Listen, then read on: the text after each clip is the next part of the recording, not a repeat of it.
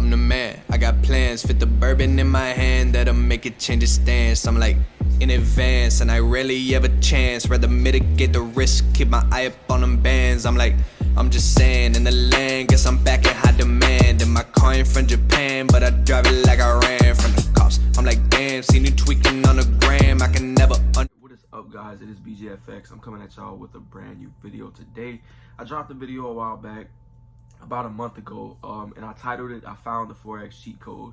And in this video that I'm talking about, basically, I took a trade on GBPJPY. We ended up hitting like 13,000 in one day trading this pair. And overall, it was a real nice trade setup. So this past week, it was last Friday. It was very early. It was during London session, about 2 or 3 a.m. I called out a trade in my VIP alert room with all my students, and I said, look, we're looking at GBPNZD. We have potential sell opportunity. I sent the analysis out. I'll go ahead and throw it up on the screen right now. And it was just about 16 pip risk for a potential 50 pip reward. And the entry was beautiful, okay? The entry was very nice, and we ended up hitting both take profits throughout London session. But before I do get into this analysis, I just want to say I did not take this trade on my own. I did enter it. You know, I entered a couple trades throughout the beginning of the week, and I didn't really want to expose my risk even more to the markets, but I did shine light on the opportunity.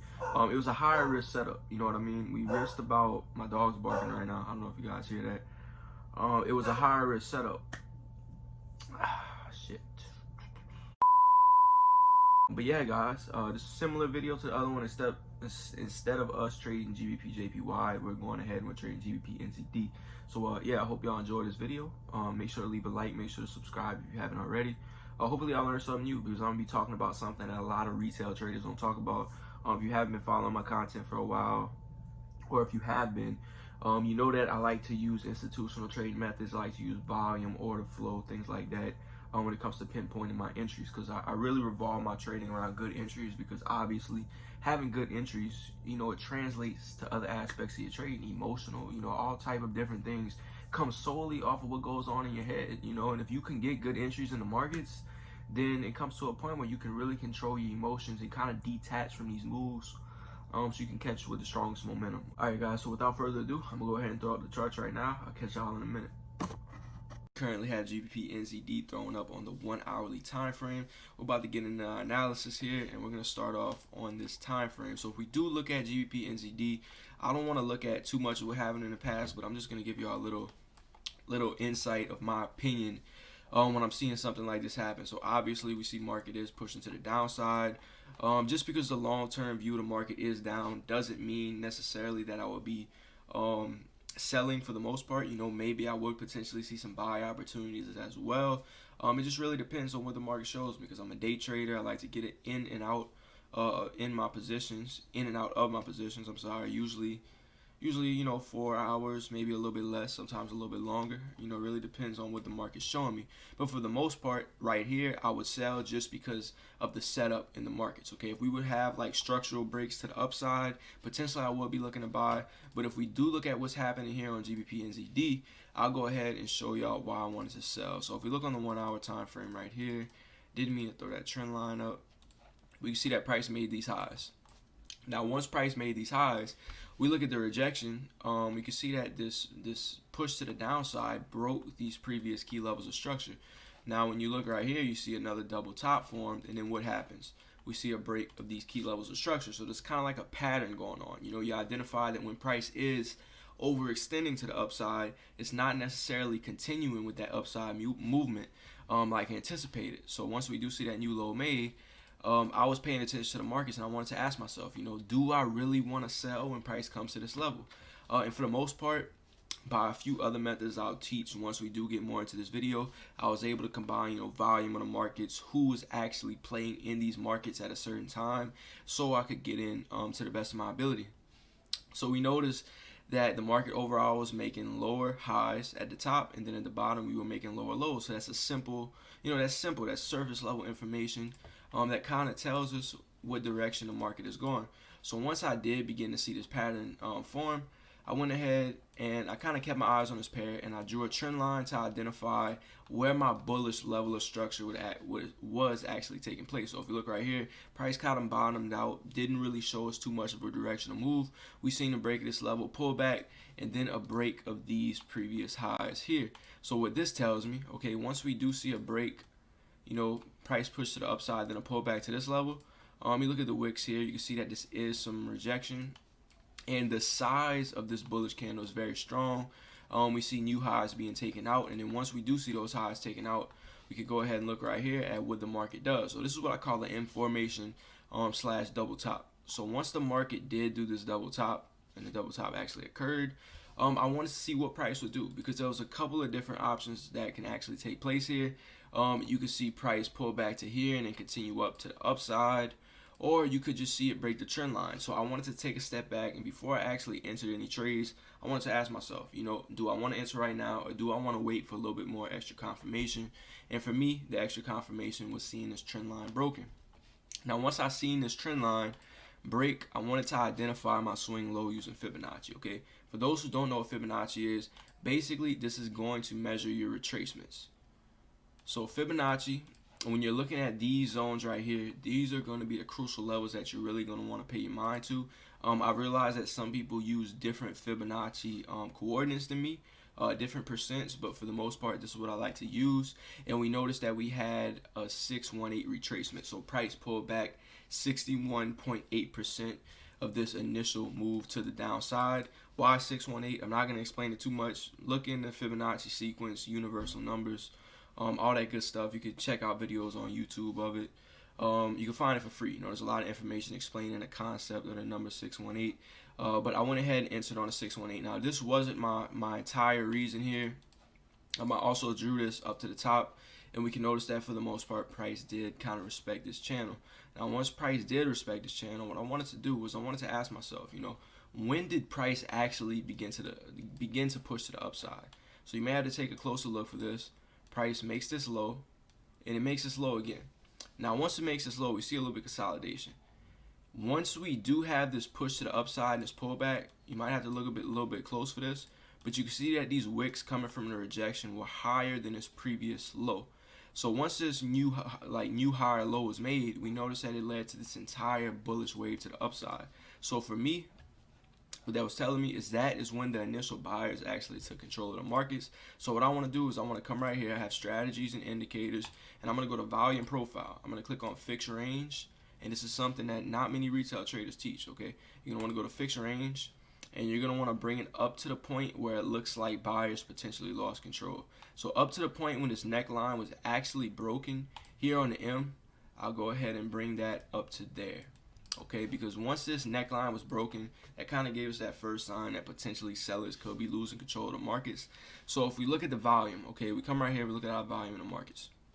If we're looking around this area, okay, even though this looks like the area where price began to push to the upside and break these key levels, we can realize that the volume is very low. There wasn't much accumulation happening here in the markets. Now, once we do see price break above, we see that our entire volume around this area did begin to escalate in terms of the movement in the markets. Now, what is volume? Volume is going to be your activity. Volume is not going to be the strength of a trend. It is going to be how many people are in these markets, what type of capital, what type of big money. Is there any banks, institutions, funds, you know, or retail traders active in these markets? And most of the time, if you look at areas like this, this is where retail traders are going to be most active.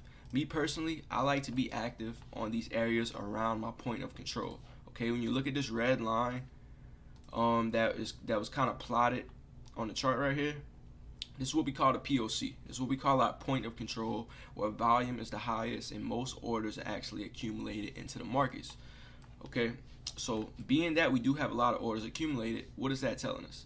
That's telling us that potentially this can be acting as a value zone. Okay, now Fibonacci, I like to enter around this area. So what we have here is our POC is in confluence with the Fibonacci. So we're taking a volume measuring tool, you know, combined with seeing who's into the markets, and also combining it with a technical based approach. So we're able to combine some of this institutional data combined with some of the technical data. So it's kind of like the best of both worlds type of thing. And we noticed that most entering into the markets kind of came around this area here. And if you do take a look here, what happened? You know, major rejection coming from the upside. So once we did see price break below to this previous low, we seen a little bit of rejection, we seen a pullback, and we seen another push to the upside. So once I did actually get this push to the upside, I called out to my students. I said, look, we're gonna go ahead and sell. Price has been showing a lot of reaction to the POC. Point of control, we can also throw it in confluence with the fact that we do have consistent lower highs being made in the markets, as well as we had a break of this level, a new low being formed, and then we look over here, and of course this didn't happen yet, but this is what we were aiming for. We're looking for another low to the downside. So on this trade, take profit one was in the middle.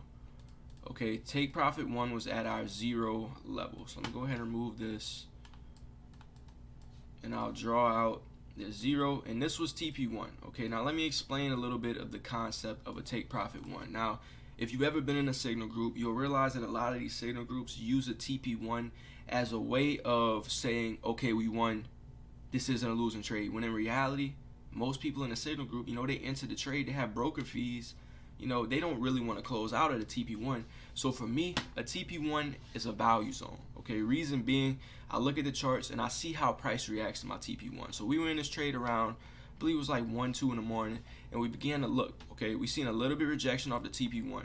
So what I went ahead and did was I drew out this previous zone. Okay, let me actually get my my rectangle for this. And I asked myself, okay, if price breaks and closes above this zone, what am I gonna do? I'm gonna close out potentially for something, usually around a 1-to-1 risk to reward, because that shows me that what, my volume and my market direction isn't following through with my plan. Now, once I did see the pullback, I seen a rejection, I seen the break of this key level, with some, you know, some decent candlesticks consecutively being bearish. I knew it, you know, I knew once it kind of followed through and the momentum was picked up, that we could potentially see a push down to the 618. Did I just okay, here we go. Yeah, I figured that we could potentially be seeing a push down to the 618. Why is it the 618? Like I said, universal numbers, Fibonacci sequence. You could go ahead and look a little more into it if you want to. So yeah, TP1 would have been a 0, TP2 would have been a 272, and then TP3 would have been a 618. All of them were smashed perfectly. And then if we do look at our overall potential reward, if you were deciding to hold this trade, this was a 1 to 6.42. So if you did risk around 2%, which is what I recommend, by the way, you always got to figure out what you like the most. Okay, everyone's personality is different. Me personally, I like 2% risk. It's what works for me. It keeps me calm. It keeps my results, you know, consistent. It doesn't keep my wins too small. And that's just what I'm comfortable with. You know, you kind of got to go along that journey yourself and see what you like the most. But this was a 1 to 6.42, so you'll be looking at a 12.84% return, give or take, based on when you did decide to exit this trade, and that would have been nearly 100 pip gain if you did hold down to this level.